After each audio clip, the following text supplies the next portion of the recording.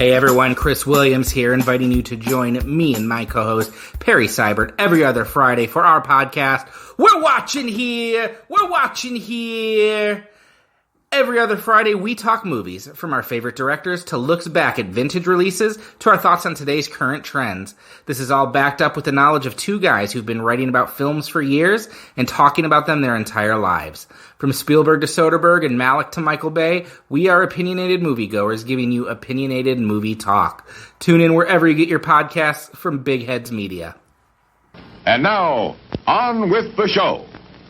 This podcast is part of the Big Heads Media Podcast Network. Go to bigheadsmedia.com for more great podcasts.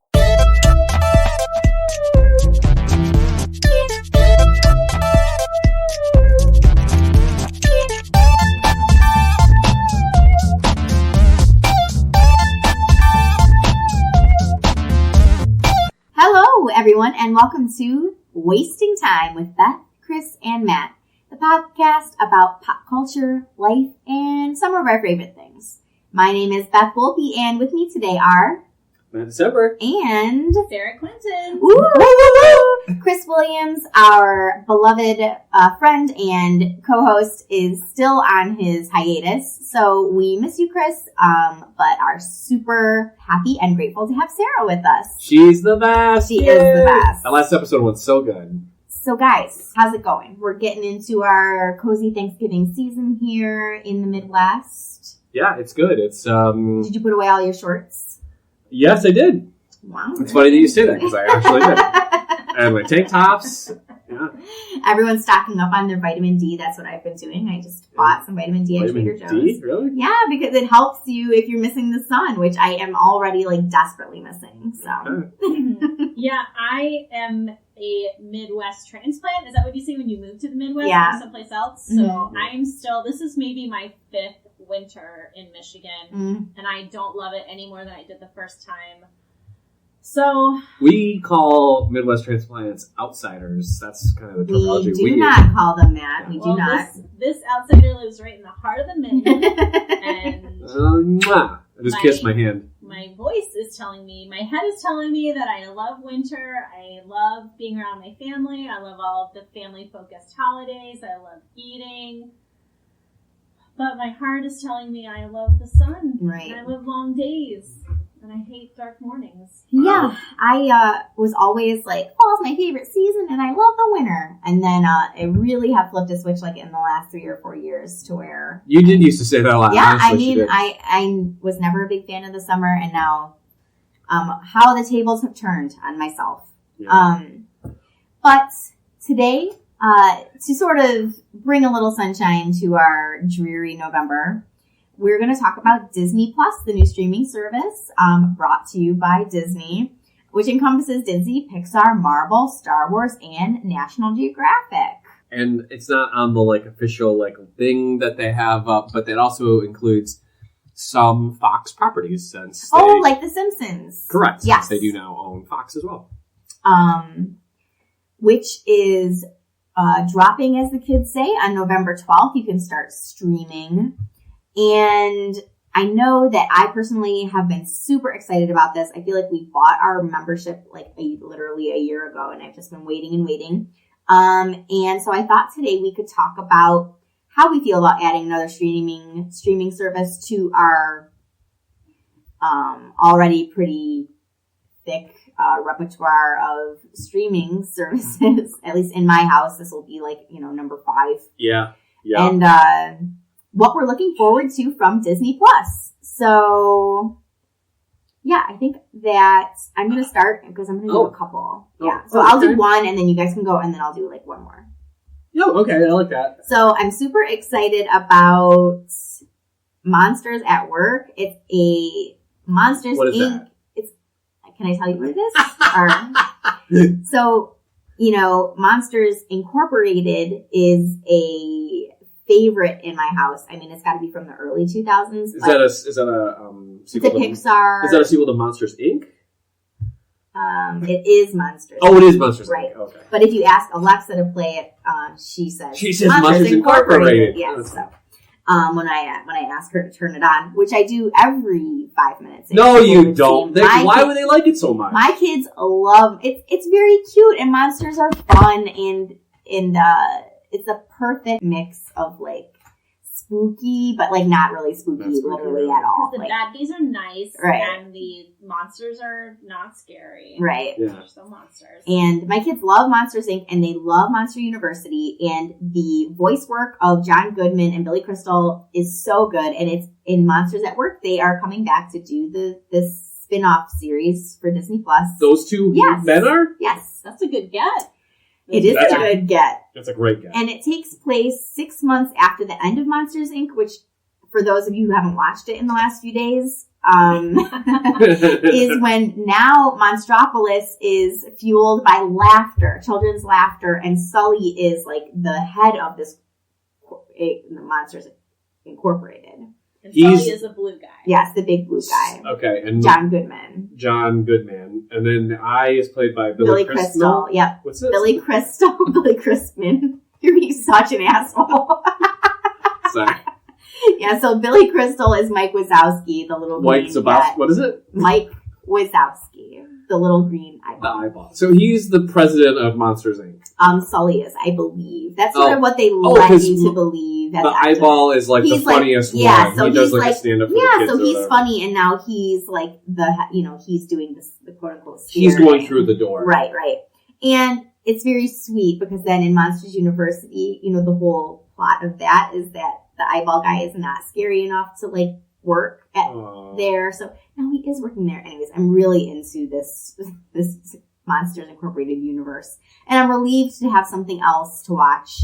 I'm also relieved that like I don't have to buy the new Lion King. Like my kids are really into, like any kid and like myself, like pretty much anything Disney puts out, I'm going to at least give it a watch.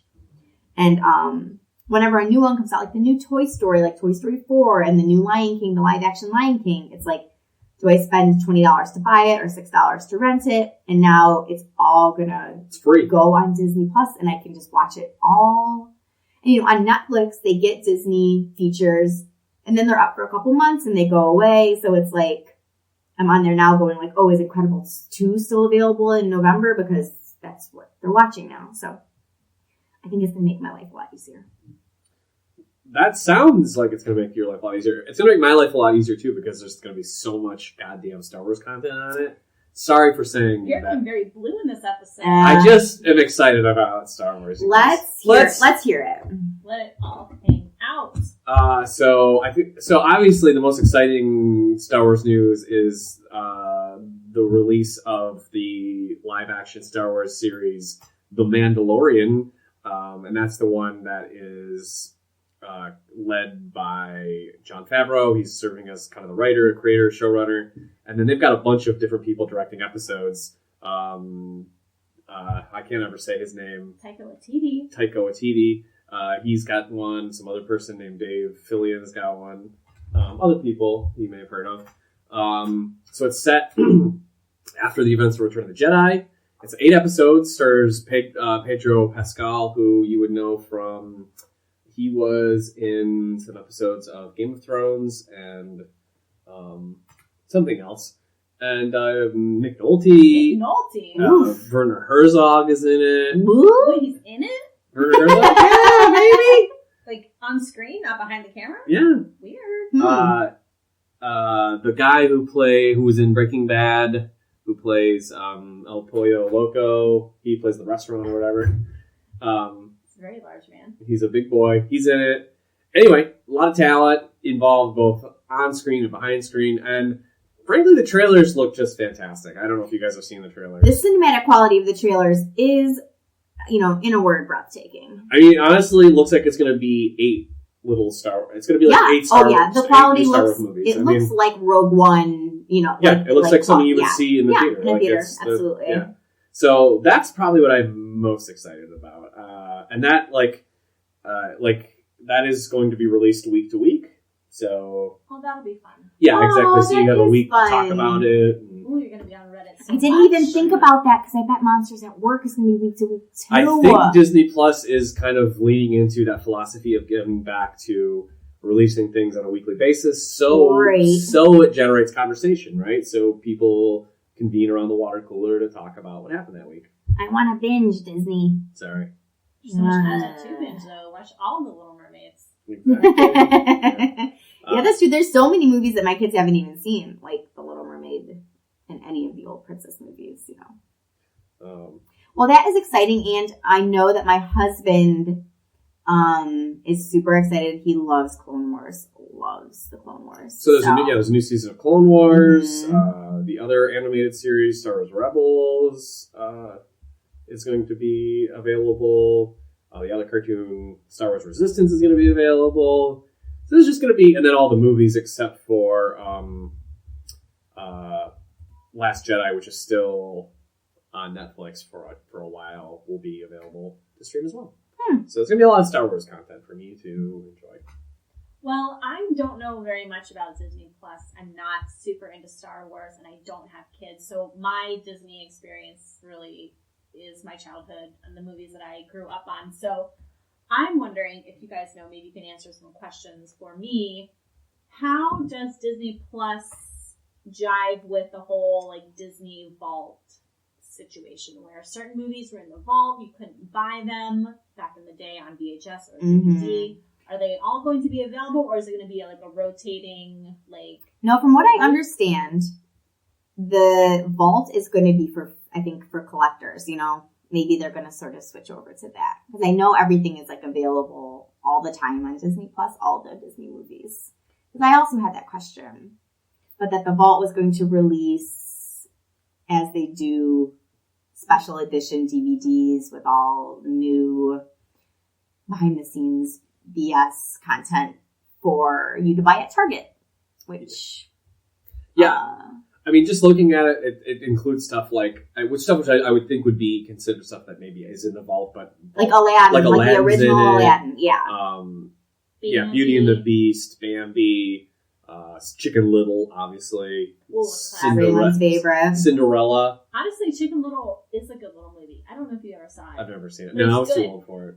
I think what I liked about Chicken Little is that Bare Naked Ladies did a lot of the music, and I know you don't love Bare Naked Ladies, but I do. You're big into Bare Naked Ladies. I'm very lukewarm on the Bare Naked Ladies, but I'll watch it with you. We'll also be watching a lot of Pixar movies like Ratatouille. We've got like 10 minutes left in Ratatouille to finish. 10 minutes. So I think that's going to make it worth the cost of admission immediately. I hope they get rid of those rats in that restaurant. We'll see. You're going to get a terrible health grade. We'll never know. I mean, we will when we watch it. So I mean, as far as the vault goes, I mean, there's everything you want to watch is going to be on here. I mean, look at all this. I'm still scrolling. This is all the original Disney animation stuff that's going to be available. And I think too, Sarah, like if you are like me, like when the live action Aladdin was coming out, and I was like, oh, my kids haven't seen Aladdin. Let me rent it on Amazon. No, that's not happening. You're still signing up for Disney Plus if you want to get any of that stuff. Well, and honestly, for $7 a month, it seems like really good bang for your buck. If that's not a tiered thing, right? No, that's what it says. Did we mention this is sponsored by Disney Plus? Did we at the top of the show? No. They should sponsor it. I wish. Yeah, I did for a free membership for a year. I think as exciting as having all of those Disney animated movies, I think it's just as exciting to have all these Disney animated series available. I mean, I agree. I'm also excited about I'm not 100% not excited about the Hawkeye series. Well, that's not what I was talking about. Sorry. He's talking about I'm talking DuckTales. about DuckTales, oh! baby. Darkwing Duck, Chippendales Rescue Rangers. Gosh, Gargoyles. Unbelievable. I didn't even think about this. I didn't even cross my mind. Hercules. Jake and the Neverland Pirates. I wonder if it has the old Aladdin. Muppet Babies. Muppet Babies. I love Muppet Babies. Oh, wait, so we have Muppet Babies. What about, like, the Muppet Show? Is that a Disney property? I don't know how Jim Henson jives with Disney. I think it is, but one of Chris Williams, I love you, friend, I think he was annoyed because the Muppet Show and the Muppet movies, I don't believe, are currently included in the lineup. I do recall his griping about that. Yeah. But I'll take Muppet Babies. Those boys are going to watch so much Muppet Babies. You know, the thing is, the stuff I want them to watch, they know how to watch. So, no, they won't be watching Muppet Babies. But I'll be watching Loki. You know what I will be watching, which I didn't know was even a thing, is this new Nat Geo Jeff Goldblum series. Oh, yeah. So thanks for bringing that to my attention, friends. Yeah, I didn't know that Disney owned National Geographic, to be honest, until I was preparing for this show 5 minutes ago, and it was brought to my attention. Yeah. Jeff Goldblum, what a charmer. Such a delight. Can't wait to watch him host in his big, gangly body. Yeah, it looks really fun and entertaining. I think the concept of that show, correct me if I'm wrong, is that it's just like him like participating in weird things and then talking about how weird it is. What I would want it to be is just him giving a little voiceover, like a David Attenborough treatment to any of the I don't know, lines of the Sahara, or that's what I want. I want to see him talking over footage of a mongoose. And that's maybe what you're going to get. We'll see. I will watch him holding a snake. That's fine. I'll watch that. Yeah. Yeah. But what I want is Meerkat Mansion starring Jeff Goldblum. That's fair. Matt, do your best Jeff Goldblum impression, please, for the You eager at the ears. end of the. I'll do one at the end of the episode. Okay. We'll go out with it. I'll do one too. Oh, okay. I won't be doing one. I'm sorry. I just want to clarify something I said earlier. The Muppet movies actually are available. There's a whole other category for live action movies. Oh. Muppet Christmas Carol, the Muppet Movie, Muppet Treasure Island, and then the new Muppets. I haven't seen any Muppet Take Manhattan. Yeah, I don't see that. Wait, that's unfortunate. That's a good one. But the Muppets from 2011 and then Muppets Most Wanted from 2014 are on there. And then you've got a bunch of goofy stuff like Pete's Dragon. Oh, yeah. Pirates of the Caribbean, which nobody really cares Nobody's about. watching those again. Maybe that's kids. Yeah, maybe. No. Remember the Titans? Return to Oz? Remember how scary Return to Oz was? That is pretty terrifying. Definitely using parental controls on that one. The Santa Claus trilogy? Really? Owned by Disney? Yeah. With Tim Allen, like that Santa Claus trilogy? What other Santa Claus trilogy would there be? I don't It's know. not Santa Claus with an E. Yeah. Tron. Wait, hold on. Tron and Tron Legacy? Oh my god. What a package. I mean, and all 30 seasons of The Simpsons I did see on their homepage, so I know Chris is really excited about that. Yeah, it's Chris Williams. Oh. Not Chris, my husband. I was going to say, wow, I didn't know Chris is They can both be excited. The big Simpson head. Yeah. Oh, yeah, The World According... I'm just going to read the blurb about it, The World According to Jeff Goldblum. It's a fun and freewheeling deep dive in everyday topics. Newtopia and Nat Geo's The World According to Jeff Goldblum features the actor learning about subjects like ice cream, tattoos, sneakers, while he interviews experts, attends conventions, and even stops by a tattoo parlor on a day they're all only giving Goldblum-themed tattoos. Okay, that sounds fine. What if it's the first time he's like ever seen ice cream? That's what I want him to be like. That was a good like the first time he's ever seen ice cream or ever seen orange juice or whatever. That would be funny. I would not know what to make of that. It's on fire. This is too hot. This ice cream is too hot. Sarah, it looks like they have like Hallmark, the like Christmas movies. They have one with Anna Kendrick and Bill Hader called Noel. I just saw that. Yeah. What? Oh my gosh, Saving Christmas Together. I have to say, I'm not like a Hallmark fan, but I am becoming a Bill Hader fan, so I will watch it. And I like Anna Kendrick. That's fair. Yes, it is it's not shamey because I don't feel shame around it, but it is definitely a guilty pleasure, those insane Hallmark movies. And I watched one last year that was called The Spirit of Christmas, and it was about a woman that falls in love with the ghost that is haunting her. Is that the premise of like that movie with that movie called Jack Frost, where Michael Keaton? Yeah. Is he their dad? Comes back to life as a snowman or his something? His soul gets trapped in a snowman. What a horrible nightmare. That is horrifying. It should be a horror movie. Well, there is one. And then there's a separate one that's also a horror movie. There's like a family-friendly version and then a horror version. Well, this one, the guy like dies in colonial times and he's wearing like old-timey like, but he wears no shirt because he's like super ripped and he's just like haunting this house, but he just looks like a normal person. It's basically just like softcore porn, but that sounds okay. Yeah. When we were at, oh gosh, Sarah, maybe we were seeing Downton Abbey and we saw that there was like a Hallmarky Christmas movie with Daenerys Targaryen. And I was like, 'tis the season for terrible movies, but I love them. Yeah, so We'll that's... never get you in the Christmas mood again. You know, absolutely. This live action Lady and the Tramp does look odd. Looks a little odd. Oh, yeah, having, like, actual dogs and they're giving them, like, dialogue. We had that Yes. movie. It was called Look Who's Talking, and we didn't want it. Oh, you Yeah, want it, yes. We're gonna take a hard pass. Look Who's Talking Now, I think that. Was that one? Or Look Who's Talking Two. Which is the one that introduced the dogs? Oh, that was Look Who's Talking too. Like, Yeah. Oh. It's Look Who's Talking Now, like a third I installment. think it was a trilogy. Wow. maybe they had another baby, Christy Alley and what's his face. Here's the thing. I'll let you know how it is because my youngest, Simon, loves Lady and the Tramp, and we watch it frequently. How do you have time to get anything done with all these movies and shows you're watching? It's like having something on in the background, and for me, it like chunks up the time. Like I go like, okay, in 90 minutes, like when I hear this movie ending, then it's like time, then I'm like, then it's lunchtime or Then it's whatever. time to be a parrot again. No. My kids. yeah.